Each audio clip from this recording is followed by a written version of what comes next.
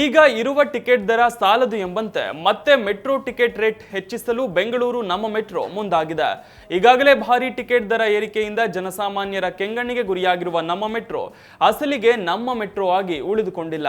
ದುರಂತವೆಂದರೆ ಇಡೀ ದೇಶದಲ್ಲೇ ದುಬಾರಿ ಟಿಕೆಟ್ ದರ ಇರೋ ಮೆಟ್ರೋ ಅಂದ್ರೆ ಬೆಂಗಳೂರು ನಮ್ಮ ಮೆಟ್ರೋ. ಆದ್ರೂ ನಮ್ಮ ಜನ ಬೇರೆ ದಾರಿ ಇಲ್ಲದೆ ದುಬಾರಿಯಾದ್ರೂ ಅನಿವಾರ್ಯವಾಗಿ ಮೆಟ್ರೋ ನಂಬಿಕೊಂಡಿದ್ದಾರೆ. ಆದ್ರೀಗ ಬೆಂಗಳೂರು ಮೆಟ್ರೋ ರೈಲು ನಿಗಮ BMRCL ಮತ್ತೆ ದರ ಏರಿಕೆಗೆ ಮುಂದಾಗಿದೆ. ಇನ್ನು 3 ತಿಂಗಳಲ್ಲೇ ಮತ್ತೆ ಮೆಟ್ರೋ ದರ ಮತ್ತಷ್ಟು ಏರಿಕೆ ಆಗಲಿದೆ ಎನ್ನಲಾಗ್ತಿದೆ. ಪ್ರತಿ ವರ್ಷ ಫೆಬ್ರವರಿಯಲ್ಲಿ 5% ನಷ್ಟು ಟಿಕೆಟ್ ದರ ಏರಿಕೆ ಮಾಡಲು BMRCL ಮುಂದಾಗಿದೆ. ಹೌದು, ಇನ್ಮುಂದೆ ಪ್ರತಿ ವರ್ಷ ಫೆಬ್ರವರಿಯಲ್ಲಿ 5% ಬೆಲೆ ಏರಿಕೆಗೆ BMRCL ನ ದರ ನಿಗದಿ ಸಮಿತಿ ಶಿಫಾರಸು ಮಾಡಿದೆಯಂತೆ. ಇದರ ಪ್ರಕಾರ ಇನ್ನು 3 ತಿಂಗಳಲ್ಲಿ ಅಂದ್ರೆ 2026ರ ಫೆಬ್ರವರಿಯಲ್ಲಿ ಮತ್ತೊಮ್ಮೆ ನಮ್ಮ ಮೆಟ್ರೋ ಪ್ರಯಾಣ ದರ ಏರಿಕೆಯಾಗೋದು ಗ್ಯಾರಂಟಿ ಎನ್ನಲಾಗಿದೆ.